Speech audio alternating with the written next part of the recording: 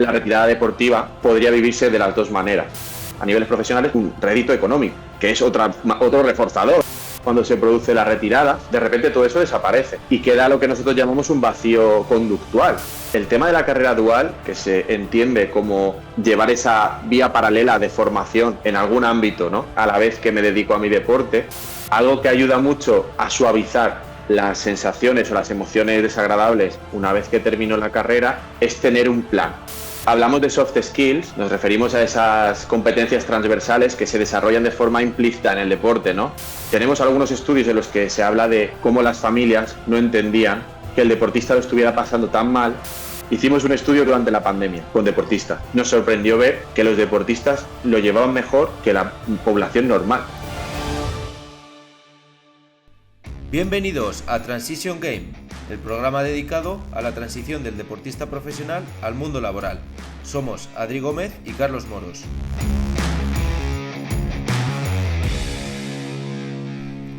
Hoy tenemos el placer de contar con Toni Núñez. ¿Qué tal, Toni? ¿Cómo estás? Hola, Adri, pues muy bien. Un placer estar aquí con vosotros. Hola, Toni, ¿qué tal? Hola, Carlos, ¿qué tal? Nada, vamos a presentar un poquito. Hasta ahora hemos traído a deportistas profesionales, ¿no?, para hablar del tema de la transición, de lo que consiste este podcast, pero hoy tenemos a una figura muy diferente. De hecho, creo que es uno de los mayores expertos dentro de España a nivel académico en esta temática. Toni es licenciado y doctor en psicología, ha participado en más de 21 publicaciones científicas y ha estado en varias mesas redondas hablando sobre el tema de la inserción laboral de los deportistas. Pero Toni, cuéntanos un poquito más, que te queremos conocer mejor y sobre todo que los oyentes sepan un poquito más de ti.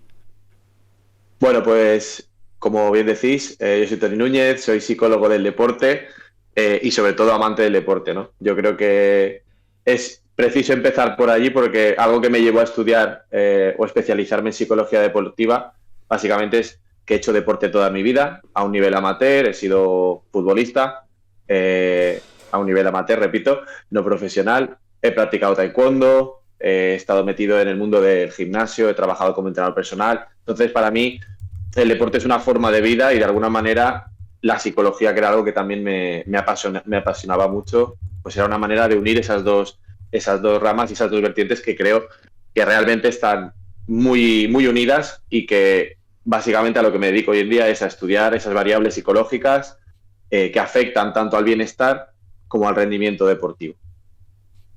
Qué guay. Vamos, que has hecho prácticamente de todo y has tocado el deporte desde muchos lados diferentes. Sí. A ver, cuéntanos un poquito más. Creo que nadie mejor que tú, ¿no?, para explicar un poquito, sobre todo a nivel más académico, qué es la transición. Hablar un poquito de la transición como fenómeno, si quieres, cuéntanos. Pues mirad, chicos, yo creo que lo importante para entender lo que es una transición, de manera muy, muy básica, ¿no? Digamos que es una especie de crisis, un periodo en el que hay un cambio entre un estado previo, ¿vale?, una situación previa y una situación posterior, ¿vale? El concepto de transición se aplica no solo al deporte, aunque vayamos a hablar específicamente de eso. El concepto de transición se aplica al ciclo vital de las personas, ¿no?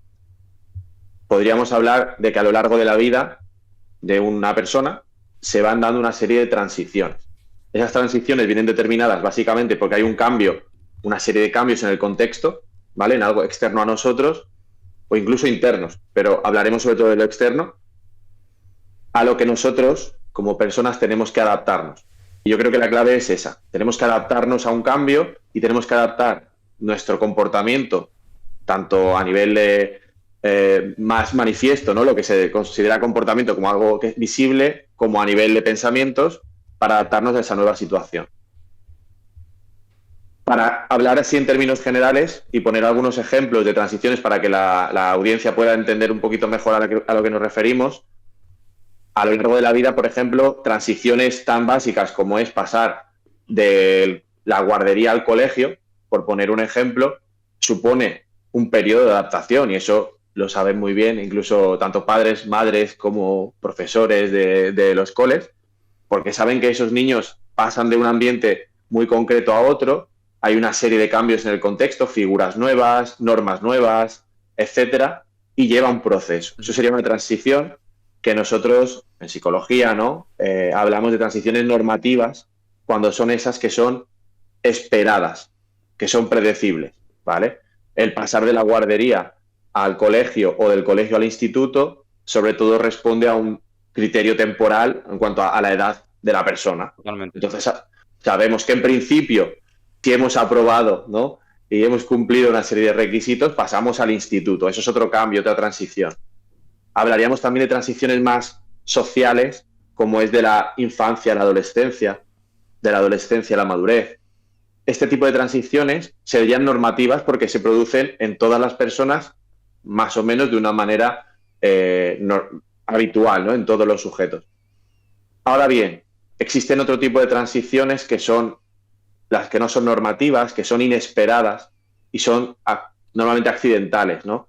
Esas transiciones, por ejemplo, podrían tener que ver con un accidente de coche que de repente me deja lesionado, me tienen que, no sé, amputar una pierna. Ahí se debe producir un proceso de adaptación a esa nueva situación, porque hay una serie de habilidades, una serie de skills que tendré que desarrollar y sobre todo adaptar mi vida de cómo era previamente a esta nueva situación. Otro ejemplo, que en este caso, ahora estoy hablando en líneas generales para ir luego al deporte, pero es una muerte prematura, Sí, una muerte prematura de un familiar, ¿vale? Por ejemplo, eso es algo inesperado normalmente. Cuando es prematura, lo digo, recalco esto, porque eso es una situación sobrevenida que la familia tiene que adaptarse a esa nueva situación, a esa pérdida, en un momento que no estaba, por decirlo de alguna manera, predeterminado, ¿no? No es lo mismo la pérdida de un familiar que a lo mejor ya ha cumplido, digamos que está en la senectud, está una persona octogenaria que ya sabemos que es un ciclo natural de la vida. Exactamente, que es una pérdida igual y hay que adaptarse, pero de alguna manera, llegadas a unas ciertas edades, todos y todas sabemos que se va acercando un momento que no sabemos cuándo será, pero que se va a producir. Y eso lo que nos permite es ir anticipando esa pérdida, que no sucede cuando es algo prematuro y de forma accidental que nos pilla como por sorpresa. Y eso, pues, también se ha estudiado en el deporte, ¿no? Que es un poco a lo que venimos a hablar.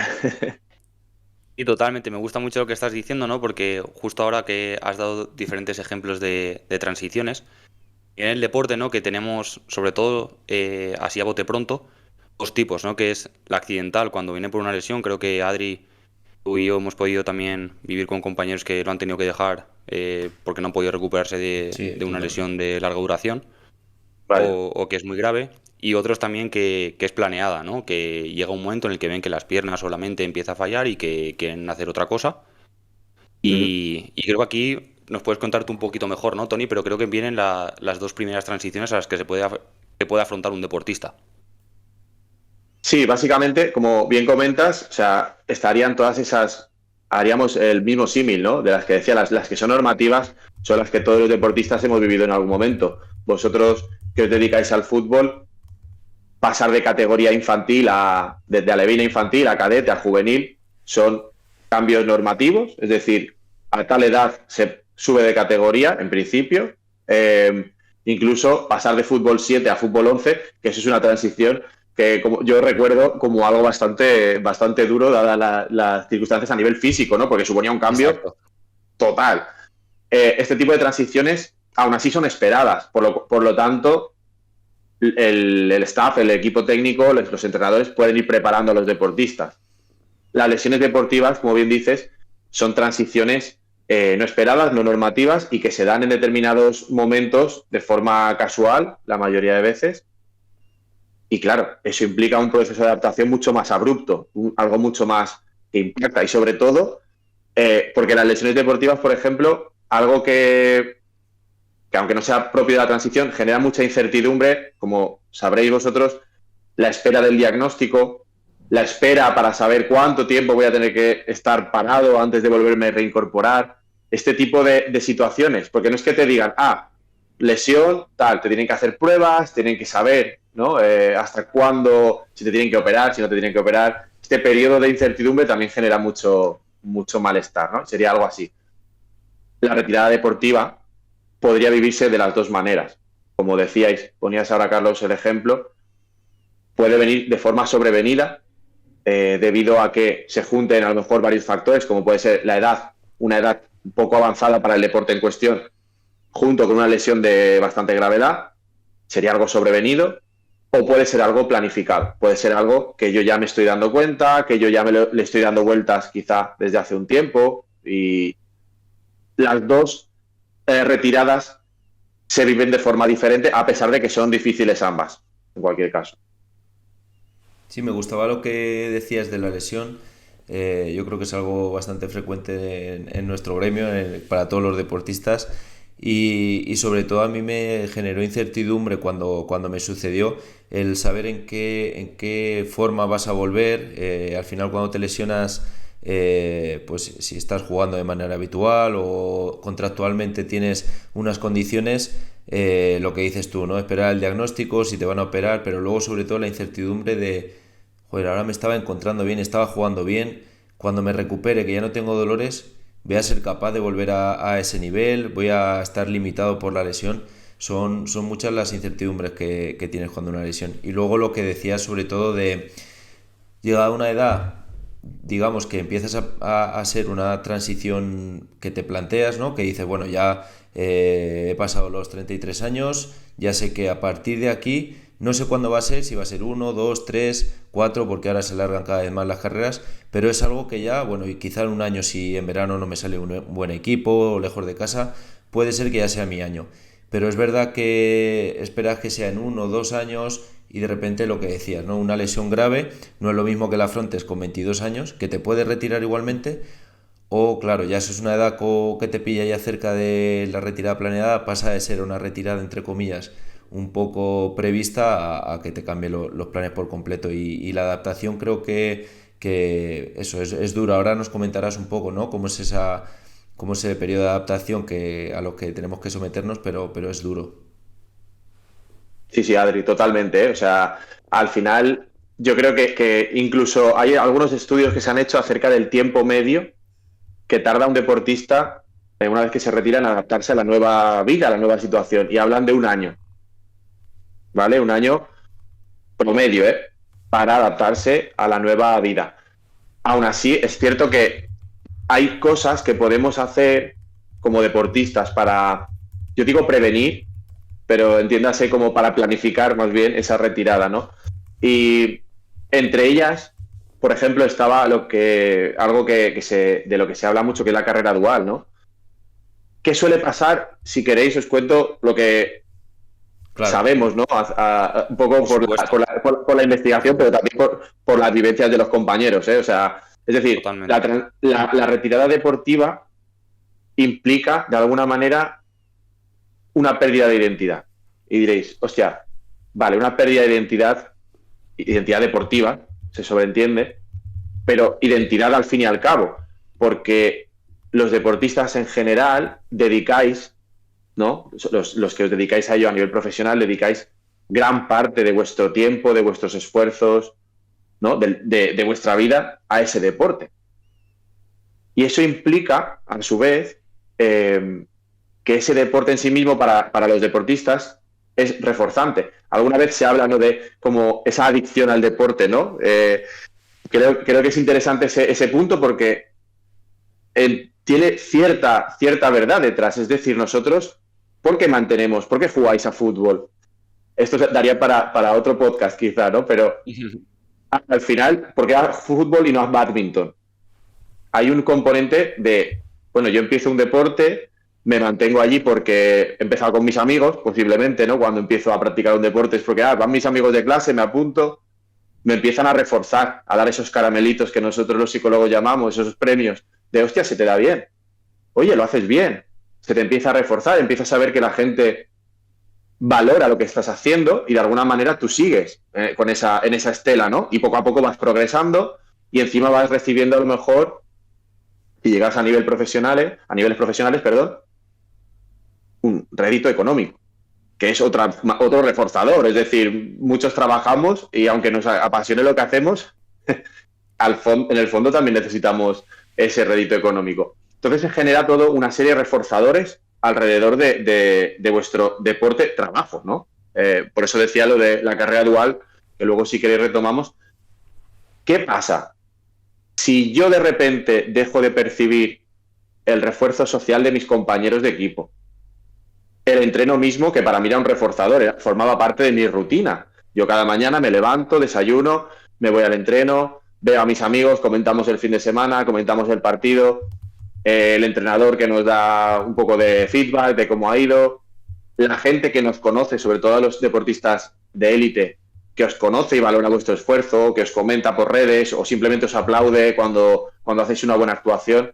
Todo eso son esos caramelitos que digo yo, esos reforzadores que nos hacen sentirnos bien con nosotros mismos y seguir con esa práctica, ¿no? Esto es contexto, esto es lo que lo envuelve. Posiblemente si a mí no se me diera bien y yo veo que poco a poco voy viendo que no es mi deporte, lo acabaré dejando, ¿no? Si no percibo que sea competente. Digo esto porque cuando se produce la retirada, de repente yo paso de tener unos hábitos y unas rutinas muy planificadas. Es decir, yo sé que de lunes a viernes entreno, por ejemplo, que luego el viernes cogemos avión o tren, vamos a competir. De repente tengo rueda de prensa, los lunes vemos los vídeos del partido para analizar los fallos. De repente todo eso desaparece de la noche a la mañana. Y queda lo que nosotros llamamos un vacío conductual. Es decir, yo estaba recibiendo muchos caramelitos, por decirlo así, muchos inputs positivos, incluso la práctica en sí misma, que es reforzante, porque si os gusta, es reforzante, y de repente dejo de recibir esos reforzadores. Y ese momento, o bien, y hago un spoiler, o bien tengo otra fuente de reforzadores de otra actividad o de otro tipo de actividades que me puedan ser reforzantes también, o se hace duro, porque de repente te ves sin todo eso que te está haciendo sentir bien. Sí, estos días, bueno, yo recuerdo un entrenador que lo decía a modo de broma, pero para transmitirnos un poco eso, que nos decía, llegará el momento en el que os retiréis y ya no os invitarán en los restaurantes, ya no os saludarán por la calle, no os reconocerán, ¿no? Y es una realidad. Jaime y Kevin y Julio nos lo decían, que al final, pues cuando te retiras ya pasas a ser, digamos, uno más. Quizás pues todos a nuestro nivel pues somos reconocidos, nos dan esos refuerzos de los que tú hablas a nivel social, a nivel dentro del propio deporte en el que estamos, dentro del vestuario, de la familia, de los amigos, y de repente todo eso desaparece. Luego nos contaba también Julio, que me gustó mucho la comparación que hizo, que el deporte era como un parásito. No recuerdo exactamente cómo lo explicaba, pero que como que se apropiaba de ti y solo te pedía hacer ese deporte porque era lo que te generaba, pues lo que tú decías, ¿no? Un poco esa adrenalina también por entrenar, por competir, y que de la noche a la mañana le tienes que explicar a ese parásito que ya no haces ese deporte, y que eso, pues, lo que hablabas tú también, ¿no? Un poco de esa parte conductual que de la noche a la mañana desaparece. Totalmente. O sea, precisamente yo creo que este símil es muy válido, igual que hablar como decir, somos adictos al deporte, a nuestro deporte en concreto, ¿no? Está esa parte. Yo por eso digo lo de los reforzadores. Al final, cuando tú a alguien le quitas el reforzador, voy a utilizar este símil, que no es así, pero bueno, si le quitas la droga a alguien, Sí, claro, sí, es una droga, es verdad. genera un mono, un síndrome de abstinencia. Quiero decir, salvando las distancias, por favor, pero eso es así. Genera esa situación. Sí, sí. Tony, creo que has comentado ya o has nombrado el tema de las carreras duales, ¿no? Aquellos deportistas estratégicos que mientras desarrollan su carrera van preparándose en otros ámbitos, ¿no? Obtienen normalmente mejores empleos o mejores condiciones cuando acaban sus carreras. Me gustaría que nos comentaras un poco esto, porque creo que la vida del deportista pasa muy rápido, ¿no? Aunque es una carrera larga, pero va más rápido de lo que nos pensamos. Y cuando empieza con 18 y 19 años nuestra carrera profesional, vemos muy lejana la salida o la retirada, pero de repente llega. Cuéntanos un poquito más las opciones que tienen los deportistas, ¿no? Y el hecho a lo mejor de hacer otras cosas fuera del deporte, cómo les puede ayudar un poco a encaminar sus transiciones y a gestionar mejor sus carreras cuando acaban, no solo económicamente, sino también emocionalmente. Pues fíjate, yo creo que el tema de la carrera dual, que se entiende como llevar esa vía paralela de formación en algún ámbito, ¿no? a la vez que me dedico a mi deporte. Para mí es muy importante y yo creo que aquí los gobiernos, y me refiero a gobiernos, a entidades públicas, deberían fomentar más. Yo sé que el Consejo Superior de Deporte lleva algunas iniciativas en esta línea, ¿vale? Pero, ¿por qué es importante? Fijaros, hemos hablado de la identidad y de la pérdida de identidad. Claro, si mi vida, ¿no?, ha girado en torno a mi, lo voy a utilizar este término, pero a mi yo futbolista, o yo deportista, yo piragüista, me da igual, ¿eh? En el momento que yo quito esa etiqueta porque me retiro, se produce esa pérdida de reforzadores, la gente ya, a lo mejor desde el club incluso sabemos de casos que se sienten incluso como abandonados, ¿no? Se han sentido en algunos momentos como decir, hostia, me he retirado y ya mi entidad, mi club, como que se ha desentendido de mí, ¿no? Me ha dicho, ahora lo que viene es problema tuyo, ¿no? Por decirlo de alguna manera. Fíjate, Tony, perdona que te corte. No, faltaría. Esa sensación, no sé, Carlos, a ti si te ha pasado personalmente. Yo he tenido bastante suerte con los clubes, pero aún así, esa pérdida de identidad y ese como que desapareces del mapa se da, al menos en los deportes de equipo, en el fútbol en nuestro caso, cuando estás lesionado. Y no es de manera, a ver cómo lo digo, no es de manera consciente, yo creo. Simplemente dejarte estar disponible para jugar. Los jugadores, el resto de compañeros se entrenan juntos y a ti te toca ir al gimnasio, al fisio, con el redactador. No compartes esos momentos y como que de repente se va disminuyendo el tiempo que pasas con los compañeros en el vestuario y te notas como fuera del club, ¿no? Como que desapareces para el Totalmente, resto. incluso llegas a cuestionar tu valía, ¿no? Para el equipo. Sí, entonces ahí yo creo que es importante, ahora nos hablarás de cómo es de importante en ese momento de la retirada, pero sí que como este podcast es para los deportistas o dirigido para deportistas, creo que es importante también pues que hagamos un esfuerzo en ese periodo de lesión por estar cerquita de los compañeros y de hacer que si ellos quieren que desaparezcas, pues bueno, es su problema, pero hacer nosotros un esfuerzo por no desaparecer. Sí, Perdona, que te he cortado, Tony. No, Adri, faltaría. Encantado de poder tener estas reflexiones. O sea, yo creo que a nivel de lesión deportiva también, que es otra transición más, como hemos dicho antes, en los clubes, cuando digo clubes hablo muy, muy genérico, ¿no? Pero sí que debería haber un protocolo de intervención, precisamente por esto, porque no solo es la parte física de la lesión, como bien decíais vosotros, o sea, no es, el tendón ya está bien, es cómo yo percibo que estoy, si estoy igual que antes, si no, y sobre todo a nivel social, el impacto que tiene, porque eso que comentabas tú es algo que pasa mucho, el sentirse desplazado, el sentirse fuera. Es verdad que hemos hecho algún trabajo con deportistas lesionados y alguno de ellos ha manifestado que, ostras, es verdad que ha perdido cosas, pero por otro lado ha podido hacer actividades que no solía hacer cuando competía, ¿no? Decía, ostras, pues hace tiempo que no iba al cine con los amigos y ahora he podido ir, ¿no? Es como... En el fin de semana. Exactamente, pero sí que es verdad que dentro del club, de los clubes o de las entidades debería haber un seguimiento, porque al final un deportista lesionado seguro que hay maneras de formar parte de los entrenos, aunque no hagas no ocupes el mismo rol.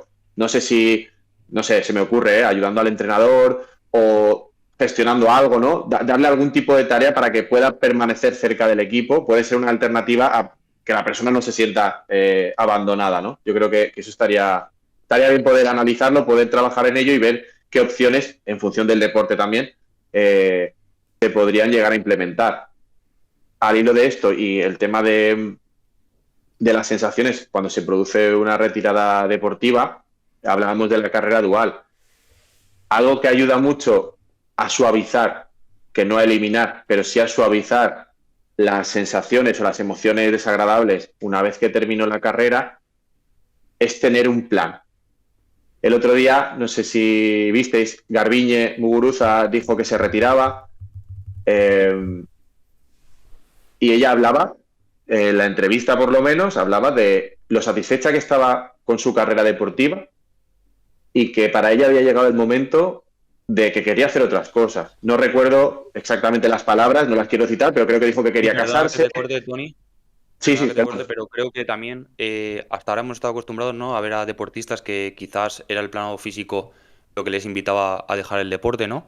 Pero que el caso de Garbiñe, el de Boyan, el de Ibai Gómez, a Kevin López, que vino el otro día al podcast y también estuvo súper bien la aportación que hizo. Creo que cada vez también vemos a más deportistas, ¿no?, que han tenido carreras muy exitosas, que han sido muy buenos, pero que también a una edad temprana deciden que les apetece hacer otras cosas en la vida. Y creo que también es de valorar y son personas que tienen mucha personalidad para poder dejarlo en lo más alto, como están haciendo ellos. Totalmente. O sea, yo creo que si algo hizo la pandemia, entre otras cosas, yo creo que puso sobre la mesa el tema de la salud mental en el deporte, el bienestar, si lo queréis llamar así, no sin ponerle etiquetas de diagnóstico ni nada, pero simplemente el bienestar personal y la satisfacción. Y yo creo que cada vez más deportistas, pues de hecho hoy mismo he leído que Sete Benavides, piragüista de aquí de Baleares, también se retira. Y las reflexiones han sido muy similares. Él va a seguir vinculado al deporte, al piragüismo, ¿vale? A nivel profesional, que es una opción. Y a eso es una de las cosas que os quería, bueno, que os quería comentar, ¿no? Es decir, está la tradición, yo creo, o al menos popular o conocida, ¿no? Que es que el deportista que se retira siempre acaba vinculado al deporte al que ha pertenecido. Y eso está bien, siempre y cuando, yo creo, en mi opinión como psicólogo del deporte, es siempre y cuando sea algo deseado. No que sea como la última opción de, bueno, es que no sé qué hacer, no sirvo para nada más, pues me voy a quedar en mi deporte, ¿no? Si es algo planificado que tú realmente deseas formarte como entrenador, como fisioterapeuta, etcétera, y quieres seguir en tu deporte porque es lo que deseas, es maravilloso. O sea, no hay ninguna pega. El problema es cuando te ves obligado, arrastrado a seguir en ello porque quizá piensas que no tienes otras opciones y al final acabas vinculado a ellos sin realmente que sea algo querido o deseado.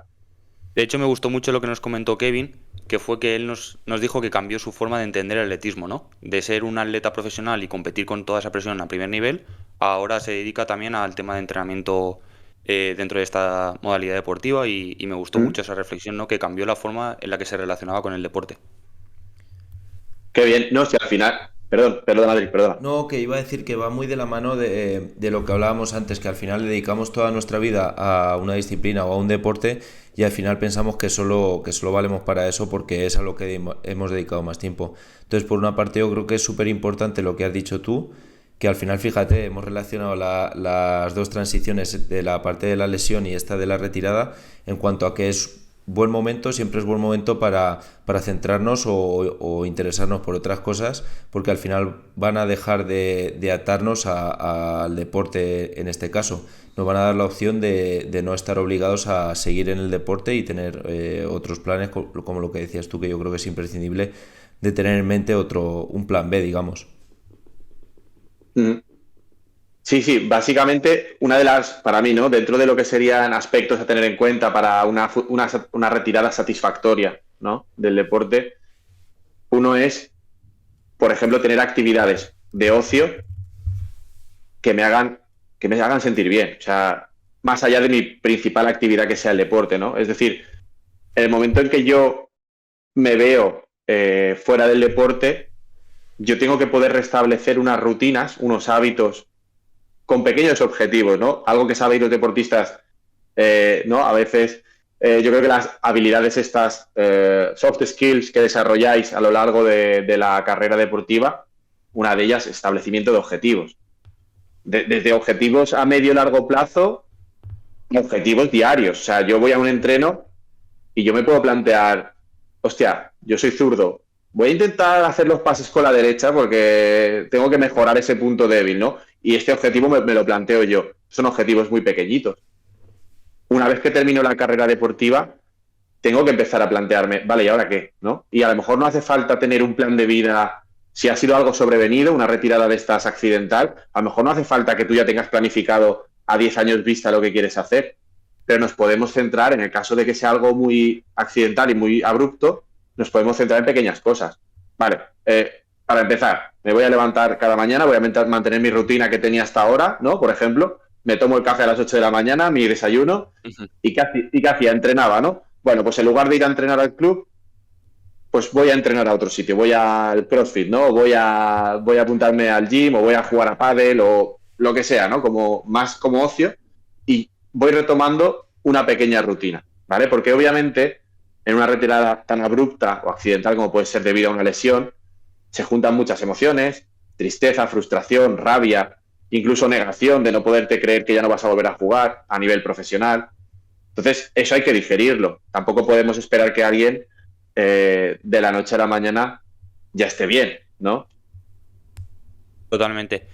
Me gusta una cosa que acabas de tocar, Tony, el tema de las soft skills y reenganchando con las carreras duales, ¿no? Creo que hay dos situaciones totalmente diferentes. Una es aquellos deportistas que tienen la opción de seguir formándose en otros ámbitos, pero creo que luego también resulta un poco injusto de que, por ejemplo, yo admiro mucho a Adri, que ha podido seguir formándose y se fue de casa a una edad relativamente temprana, ¿no? Y creo que dice mucho de él que ha tenido la disciplina y la constancia de poder seguir haciendo cosas fuera del fútbol, pero muchas veces hay deportistas que salen de su casa con 12, 13, 14 años y se ven en un nuevo contexto y solo les falta la exigencia esa de seguir formándose, ¿no? Y a veces caen en abandono de que es complicado llevar esas dos cosas a la vez. Luego también has hablado de la retirada accidental de los deportistas cuando viene una lesión.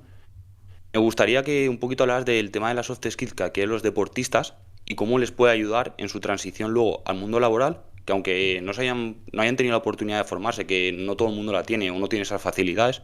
Nos comentaba también Jaime las dificultades que tuvo para compaginar la carrera de ciencias del deporte cuando estaba en la selección española de rugby, que debería ser todo mucho más sencillo, ¿no? Y hay veces que uno quiere pero no puede. Me gustaría que hablaras un poquito del tema de las soft skills, de cómo estas competencias pueden ayudar a los deportistas que aunque no tengan una formación reglada, pero que sí que les puede suponer un valor añadido para cuando luego hagan esa transición al mundo laboral. Creo que tú eres un experto en esto, has trabajado en muchos proyectos, así que yo como deportista me encantaría escucharte y creo que muchos deportistas agradecerán tu versión y tu opinión al respecto. Hablamos de soft skills, nos referimos a esas competencias transversales que se desarrollan de forma implícita en el deporte, ¿no? O en cualquier otro ámbito. ¿Cuáles son esas soft skills que generalmente se desarrollan o algunas de ellas, ¿no? La primera sería trabajo en equipo. Me gusta matizar siempre que cuando hablamos de trabajo en equipo a veces parece que va asociado a los deportes de equipo y por contra están los deportes individuales. Pero yo siempre hago este apunte. Los deportes individuales como tal no existen, porque al final siempre se dan en un contexto de equipo, ¿vale? Por ejemplo, en el motociclismo, aunque pueda parecer que es un deporte en el que el piloto compite solo, detrás hay un jefe de mecánicos, hay un equipo de mecánicos, incluso aprendices, hay un manager, un entrenador. Por tanto, definimos siempre trabajo en equipo o deporte de equipo cuando hay un grupo de personas que comparten un objetivo común, aunque sus funciones o sus roles sean diferentes, ¿vale? Por tanto, esto sería la primera. Ligada a esta, nos encontraríamos con habilidades de comunicación. Vosotros, como deportistas, estáis acostumbrados a lidiar con tengo que comunicarme con mis compañeros, tengo que comunicarme con mi entrenador de una manera que entienda por qué momento estoy pasando, cómo me siento, por qué no he rendido bien. Tengo que comunicarme con el resto de staff técnico, sea el psicólogo deportivo, sea el fisioterapeuta, el médico, incluso con medios de comunicación, ¿no? Cuando tenéis que dar ruedas de prensa. Y ahí tenéis que adaptar vuestro lenguaje, incluso vuestro idioma, ¿no? En muchos casos. Eso, por ejemplo, es algo que es muy valorado, los idiomas, ¿no? Y el saberse comunicar. Es algo que no te van a pedir, no se suele pedir en los trabajos un título que acredite que hables, por ejemplo, español, alemán, inglés. Pero si hablas varios idiomas, eso es un plus, sobre todo en España, ¿no? Que es un país en el que vivimos, a lo mejor del turismo, viene mucha gente de fuera, es un plus. Por tanto, tendríamos trabajo en equipo, habilidades comunicativas. Por otro lado, tenemos gestión del estrés, ¿no? Sois personas que vivís o habéis vivido en un mundo deportivo de competición, de alta competición. O sea, el estrés por viajar, los vuelos frenéticos de aquí y de allá, terminar un entreno y tener que competir, acumularse varios partidos en la misma semana, además partidos difíciles a lo mejor en los que tenéis que ganar, ¿no? Una semifinal. Por tanto, la gestión del estrés es algo que también de forma implícita se va desarrollando. ¿Qué os voy a decir de otra habilidad que también está muy valorada en el mundo laboral, que es la tolerancia a la frustración? A mí siempre me gusta hacer el símil, pero en el deporte gana uno y el resto pierde, por decirlo de alguna manera muy simple. Es decir, los deportistas si algo estamos acostumbrados realmente es a perder más que a ganar, porque no conozco a nadie que desde que empezó en categorías inferiores siempre haya ganado. Es difícil. O sea, normalmente, incluso si lo queréis llevar no a partidos, sino a competiciones, la competición la gana uno, la Champions League gana uno y el resto pierde. Y fijaros la de equipos que pasan por cada año por la competición. Por tanto, la tolerancia se pierde más siempre. O sea, por tanto, creo que tolerar la frustración y ser capaz de entender ese punto, por ejemplo, a nivel empresarial también se valora mucho. ¿Por qué? Pues, por ejemplo, no hablo de trabajos que requieran un grado de especialización muy alto, pero imaginaros un comercial de cualquier tipo de ámbito que tiene que ir a vender un producto, el que sea, y le dicen que no. Y se va a tocar otra puerta, a otra empresa, y le dicen que no. Esta gestión de cómo yo pierdo es importante. Y esto también es una habilidad que en el deporte, una soft skill que se va desarrollando. Tenemos habilidades comunicativas, tenemos tolerancia a la frustración, gestión del estrés, establecimiento de objetivos, que es algo que os estaba comentando antes. Generalmente los deportistas planificáis la carrera en el sentido de dónde quiero llegar. Incluso dentro de la misma temporada hay un objetivo, sea quedar a media tabla, quedar primero, clasificarnos, y luego dentro de eso hay una serie de subobjetivos más pequeños y objetivos individuales y de equipo. Es decir, todo eso lo manejáis. Por tanto, ese tipo de gestión de objetivos también es muy importante. Gestión del tiempo.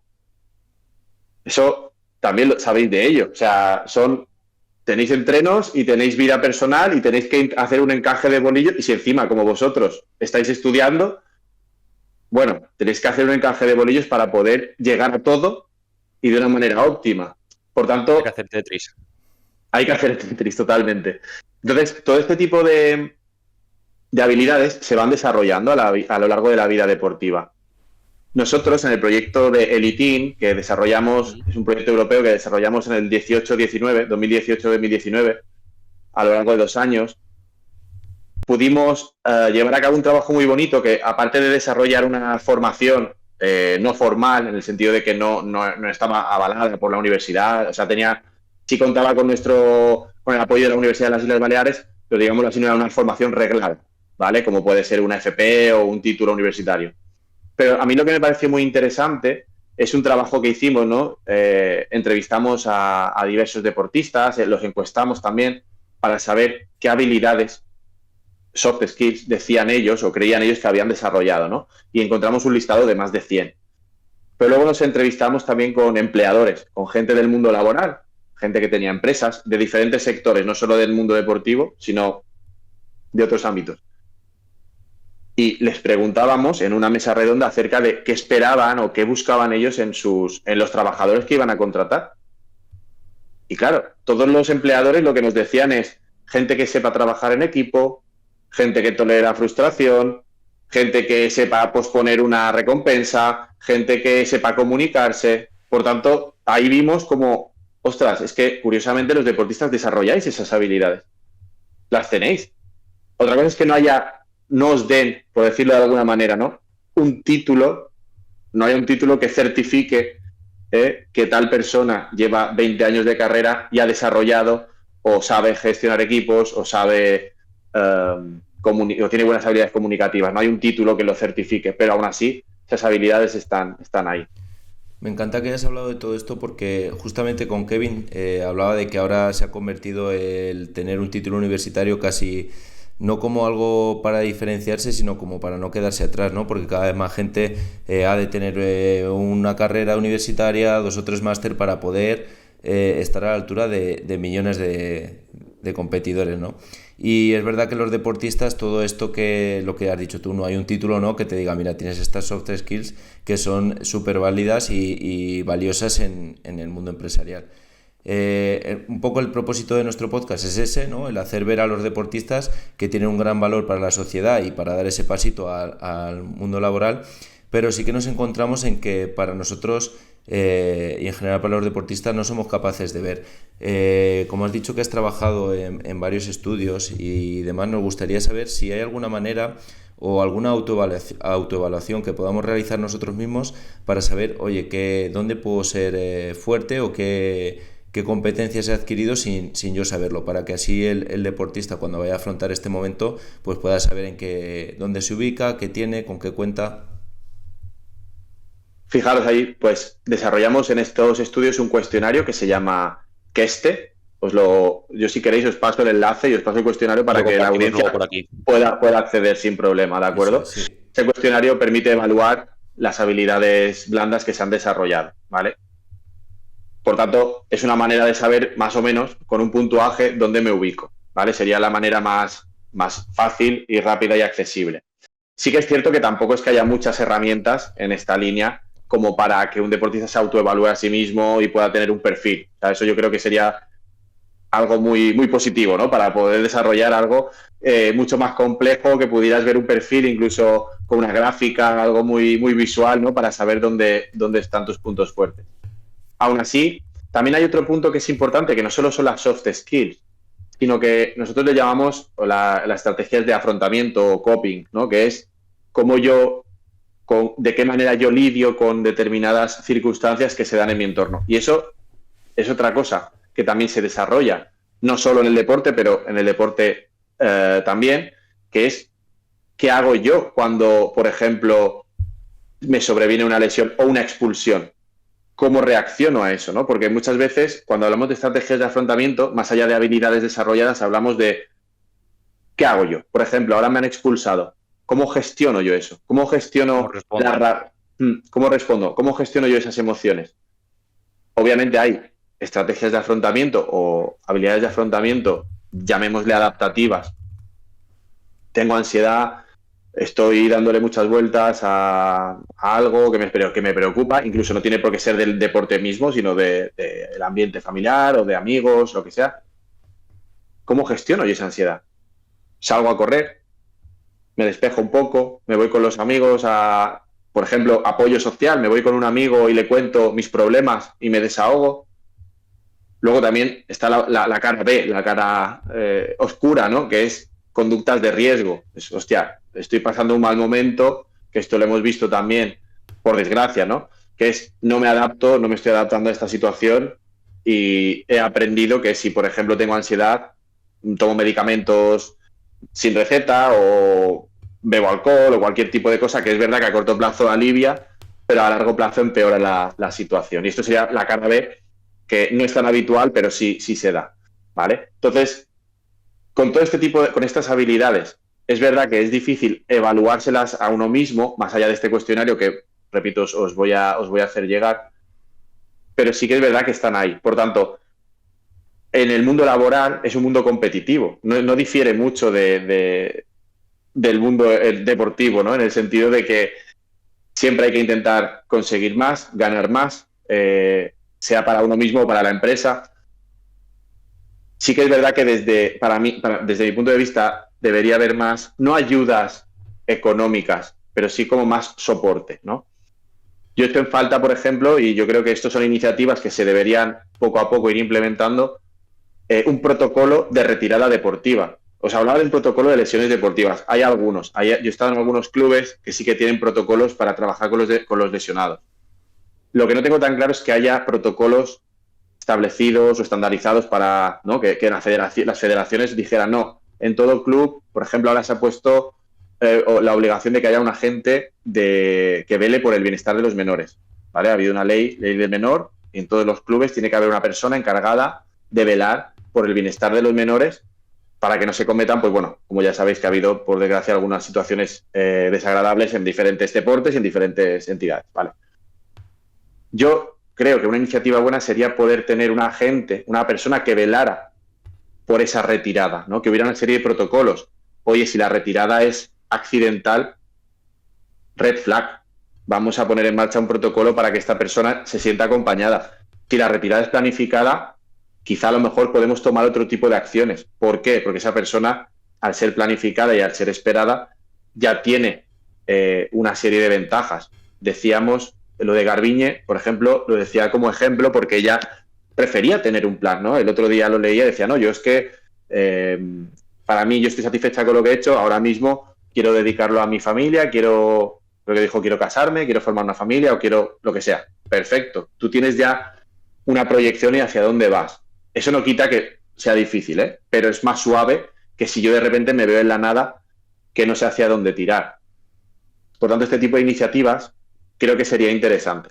Algo que ayuda, como decía, es haberme formado en algo, tener aficiones y sobre todo, y esto es importante y va a ir un poco ligado a lo que comentabais de la pérdida de reforzadores, que lo hemos hablado al principio, y es el apoyo social. Algo que referían algunos deportistas era esa pérdida de apoyo por parte de los clubs y de los entrenadores, una vez que se retiraban. ¿Por qué pasaban? Si ya con la lesión decíais que se siente así, con la retirada en muchas ocasiones sentían como que el club, como digo, no te echaba, pero te dejaba al lado y te decía, bueno, ahora, lo que viene ahora es tu problema, ya no eres del club, por tanto, búscate la vida, ¿no? Y luego también por parte de familiares y amigos. Y eso es el contexto que para mí también es muy importante a la hora de tener una retirada satisfactoria.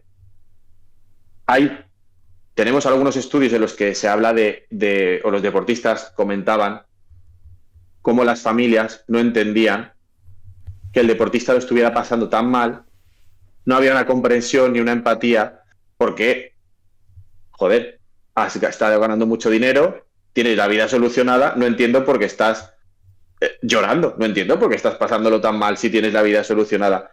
Y fijaros el sentimiento de malestar y culpa que puede generar eso cuando tu propia familia, digo familia en el sentido extenso, el círculo de amigos, no entienden por qué estás pasando un momento malo si tienes la vida solucionada, de alguna manera, ¿no?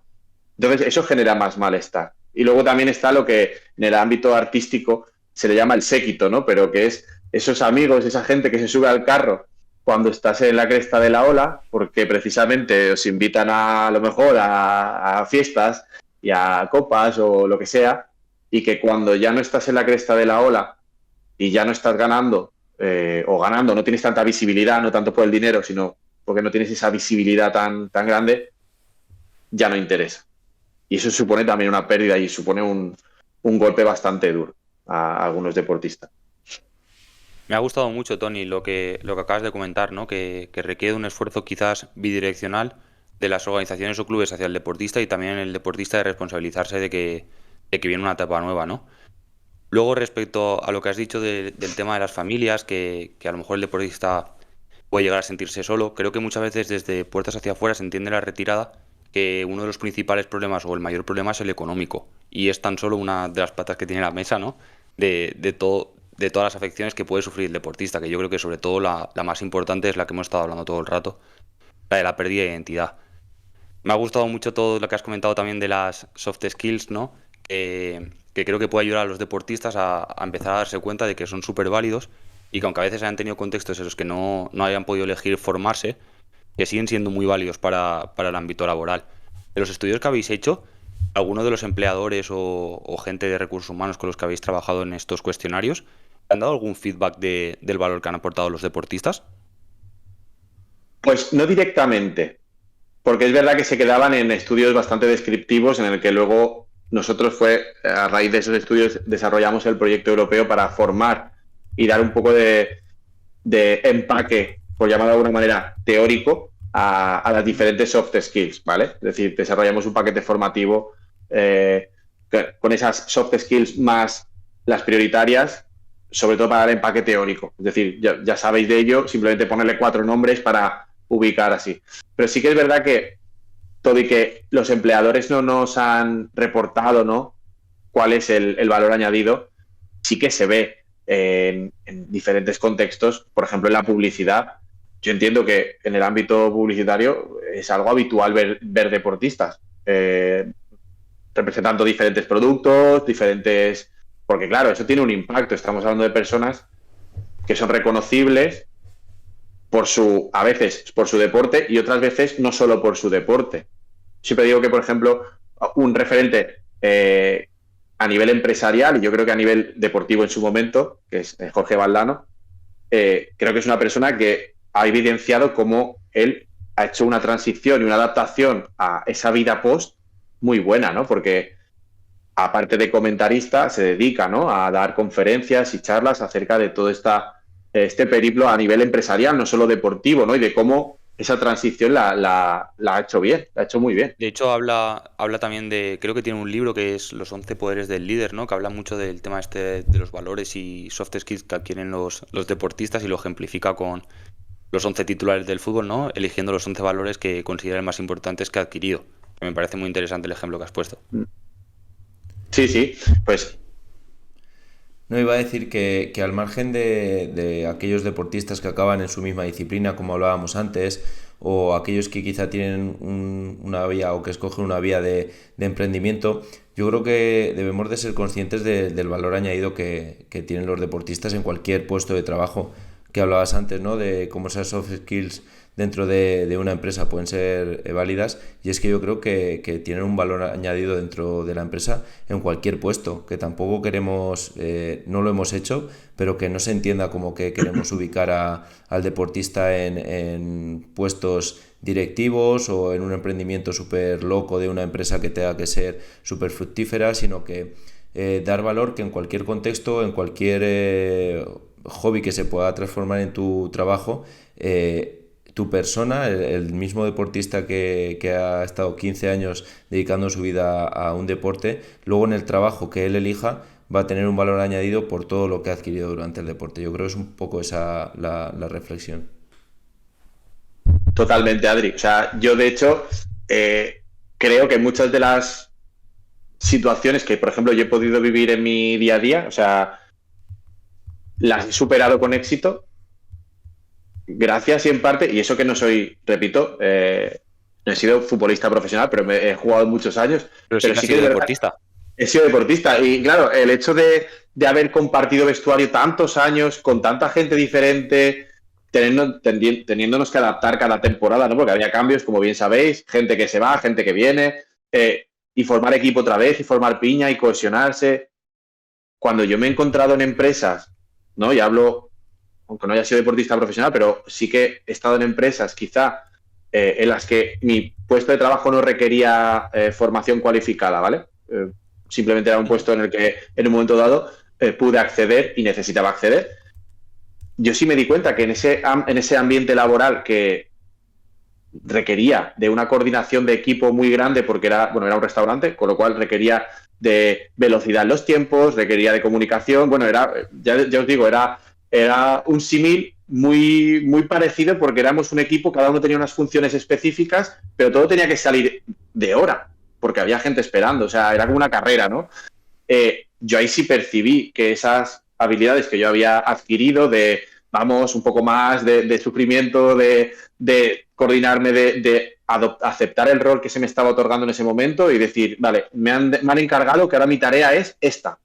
Pues es esta. Si no quiero hacerla, pues mañana lo comentaré a la jefa o al jefe, pero ahora mismo mi función es como en un partido, que os dicen, encárgate de marcar a tal al 9 y no lo sueltes. Y a lo mejor tú crees que no es así, pero Sí, sí. vamos, ¿no? Y cumplimos con las tareas que nos encomiendan. Por tanto, totalmente de acuerdo, ¿eh? O sea, sí que quería mencionar, ¿no? Porque creo que también es, igual que digo que estaría bien que hubiera iniciativas a nivel de protocolos para cuidar mejor esa retirada y que fuera un proceso mucho más llevadero, en el caso de que hubiera una retirada accidental o sobrevenida, que hubiera una red flag, ¿no? Alguna señal de alarma en los clubes para poder estar encima de esa persona con servicios psicológicos, con psicólogos del deporte, ¿vale? Simplemente estar pendientes. Igual de la misma manera que alguien que tenga una carrera planificada o como en vuestro caso que tenéis una formación que bueno, que luego vais a seguir, que también se os puede hacer un acompañamiento desde dentro de los mismos clubes. Hay que también destacar, como decía al principio, que el Consejo Superior de Deportes tiene dos iniciativas que a lo mejor no son suficientes, yo creo que también hay que poner en valor, ¿vale? Una es el programa Nuevas Metas, que sí que está pensado para asesorar a deportistas, sobre todo en la inserción laboral posterior, ¿vale? Se llama programa Nuevas Metas 2, y lo que pretende es un poco poner de relieve esas soft skills y ayudar a los deportistas a encontrar ese camino una vez que se han retirado. Por tanto, quiero dejarlo también claro porque no quiero que parezca que no se hace nada. No, Sí, se hacen cositas, o sea, con lo cual eso también hay que valorarlo. Y por otro lado, el mismo Consejo Superior de Deportes tiene una iniciativa que se llaman premios a la carrera dual. ¿Vale? Que eso también está chulo porque es una manera de reconocer el esfuerzo de esos deportistas que han estado cursando estudios a la vez que se dedicaban profesionalmente a su deporte, ¿vale? Por ejemplo, si estás cursando estudios, además no solo universitarios, también de secundaria, pero suponiendo que, por ejemplo, estáis cursando unos estudios universitarios y a la vez sois deportistas profesionales, podéis presentaros a esos premios de tal manera que, pues bueno, es una manera de reconocer el esfuerzo a esos deportistas pues que han intentado hacer ese cambalache, esa combinación de deportes y formación. Creo que son iniciativas que podrían ampliarse y mejorarse, pero para quien nos escuche y le pueda interesar, que sepa que en la página del Consejo Superior de Deportes puede ya se encontrar están poniendo en marcha. esta información. Me ha gustado mucho el ejemplo que has puesto, Tony, del restaurante, porque Jaime justo en el primer episodio también nos comentó que en el rodaje de La Casa de Papel sentía todas estas competencias que había adquirido que le resultaban súper útiles, ¿no? Para el rodaje.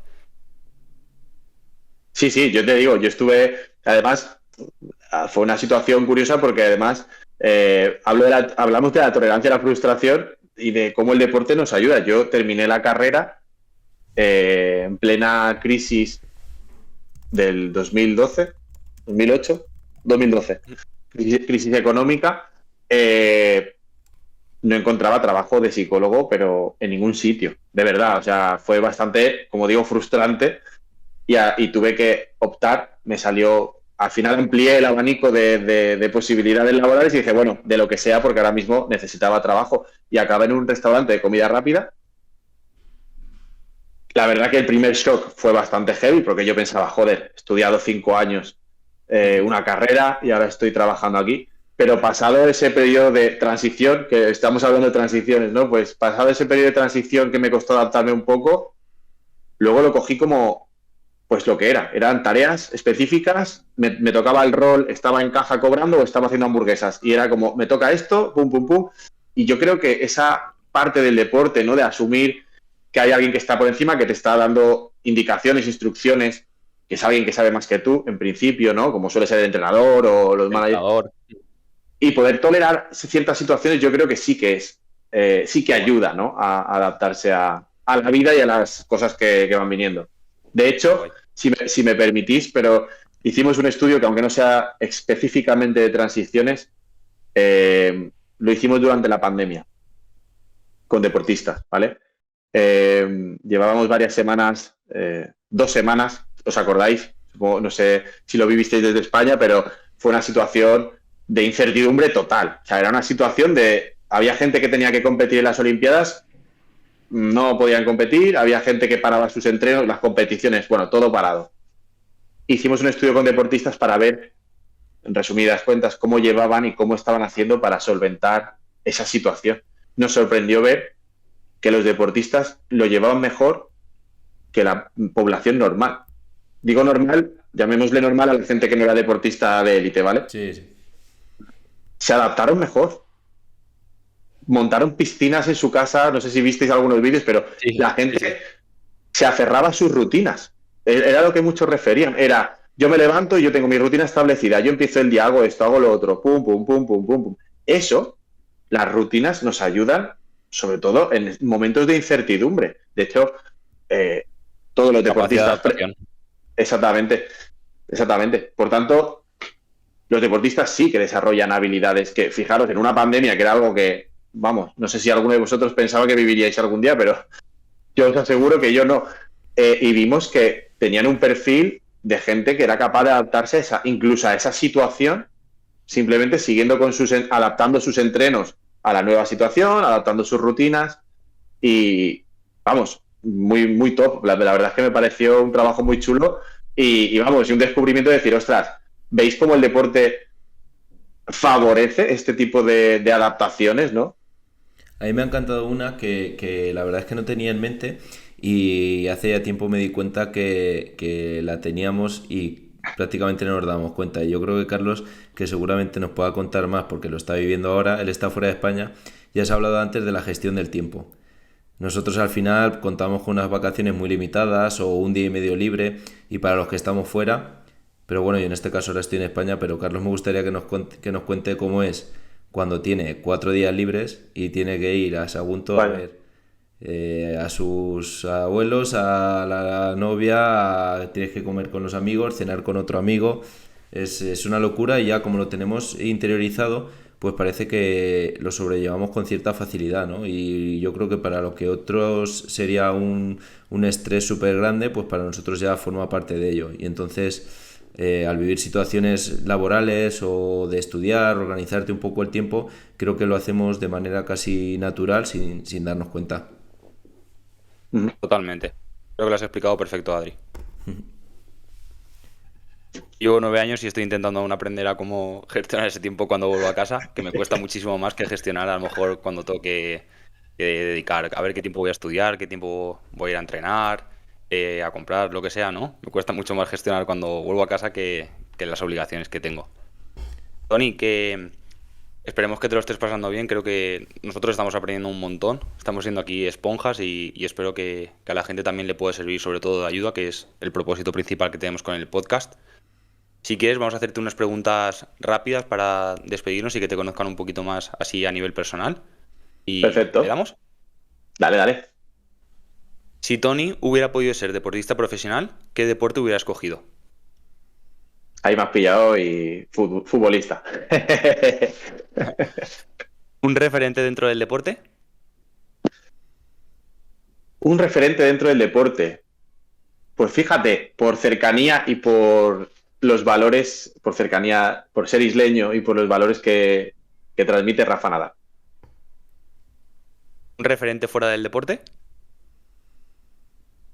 Pues aquí tendría mis dudas. Si fuera fuera del deporte, por ejemplo, en cuanto a nivel profesional. De deportista, sí. Ah, Que no sea perdón, deportista. que no sea deportista. Vale. Vaya, pues aquí me pillas. Si tuviera que decir alguien a nivel profesional, me refiero dentro de mi ámbito, diría sin duda mi tutor Alejandro García Mas, del que alguna vez hemos hablado. Ujú. Y a nivel personal sí que sin duda diría mis padres. Qué bueno. Muy bien, buena respuesta. ¿Un libro que consideras una lectura obligatoria y que pueda ayudar con el tema de la transición? Vale, un libro que a mí me gustó sin que toque el tema de la transición directamente, pero sí que es de deporte, es... Ay, me has pillado el nombre, dame un minuto. El de Andrea Gassi. Ujú. Ah, vaya. Yo no me acuerdo el nombre tampoco del libro, pero sí que me acuerdo. De hecho, la portada, ¿no? Que estaban todas Son las sus, mujeres. son sus memorias, Open. son sus Sí, Open. Open, Open. Open, sí. Open. Sí. Son sus memorias. Y la verdad es que para mí es un libro que, sin ser de transición propiamente, sí que te da un poco de perspectiva de ver que el deporte de la que se lo enseñaron a él, ¿no? Y las vivencias que él tiene, satisfactorio no fue. Y yo creo que de eso se tiene que aprender porque el deporte, aparte de enriquecedor, debe generar bienestar en los deportistas, a pesar de que haya momentos duros, pero no tiene que ser algo como una obligación, ¿no? En este libro, sus memorias y su relación con su padre es bastante complicada y me pareció bastante impactante en este caso. Interesante, sí, saber no cruzar esa línea. ¿Qué persona que no haya sido deportista de élite te gustaría que viniera al programa a hablar del impacto que pueden tener los deportistas en las organizaciones? Pues yo te diría dos personas, ¿vale? Si me lo permitís. Por Vamos. un lado, yo tiro para mi tutor, colega Alejandro García Mas, por un lado. Y por otro lado, alguien que para mí también es un referente, sobre todo porque ha estado en los dos ámbitos, tanto deportivo, sin ser deportista profesional como vosotros, pero sí en el ámbito deportivo y en el ámbito empresarial, es Joaquín Dosil, ¿vale? Apuntados. Es muy top, está metido ahora en ámbito más empresarial, pero creo que es una persona muy interesante que seguro que podríais sacar No me cabe os ninguna daría duda. mucha cancha. No me cabe duda. Y para terminar, un último consejo a los deportistas a la hora de afrontar su transición. Yo a los deportistas que afronten su retirada deportiva o esta transición de retirada deportiva les diría que, para empezar, intenten ampliar ese abanico de actividades, ¿vale? Que tengan otras fuentes de reforzadores, que es lo que hemos dicho al principio. Intentar tener actividades de ocio que les llenen, simplemente actividades que les guste. Da igual que sea yoga, que sea tocar el piano, aprender a tocar el piano, que sea, da igual, escalada, da igual. Simplemente que haya actividades que te llenen. ¿Por qué? Porque eso es una actividad que, una vez termine la carrera deportiva, yo voy a poder seguir haciendo y me va a seguir, en principio, me va a seguir llenando. Además, si es una actividad que la he empezado antes de terminar la carrera deportiva, lo que va a pasar es que yo poco a poco me voy sintiendo lo que llamamos autoeficacia, ¿no? Nos sentimos eficaces, porque si yo empiezo a pintar ahora no, pero a lo mejor en 3 meses empezará a haber mejoras, ¿no? Y diré, ostras, estoy pintando cada vez mejor. Y eso me va a llevar, como decía, ese reforzador interno, ¿no? A seguir practicando la pintura. Si yo no he empezado antes de terminar mi carrera deportiva, me es muy fácil continuar con ella, porque además estoy estableciendo una rutina. Por tanto, actividades de ocio, de formación, da igual en ambos casos, cosas que nos gusten, que nos llenen. Por otro lado, establecer rutinas, ¿vale? Una vez que yo he terminado mi carrera, sea de forma abrupta o no, establecer rutinas. Las rutinas siempre nos funcionan porque nos permiten no quedarnos esperando a que pase algo, sino estamos actuando, estamos haciendo cosas, ¿vale? Y si es algo de forma abrupta, yo sin duda alguna, y la sensación de malestar es grande, yo pediría ayuda a algún psicólogo deportivo, buscaría o bien a través del club, de la federación, colegios de psicólogos, hablando aquí a nivel estatal, a nivel de España. Sí que buscaría ayuda, sobre todo para hacer ese acompañamiento, para hacer simplemente un apoyo, ¿no? Para ver cómo están las otras áreas de la vida, si vemos que, como os decía, si hay apoyo social suficiente por un lado, si podemos evaluar un poquito la vida en general de la persona, no solo como deportista, sino como persona. Yo sí que en ese caso pediría al menos un asesoramiento, no para que sea una terapia al uso, pero sí al menos un acompañamiento en ese proceso.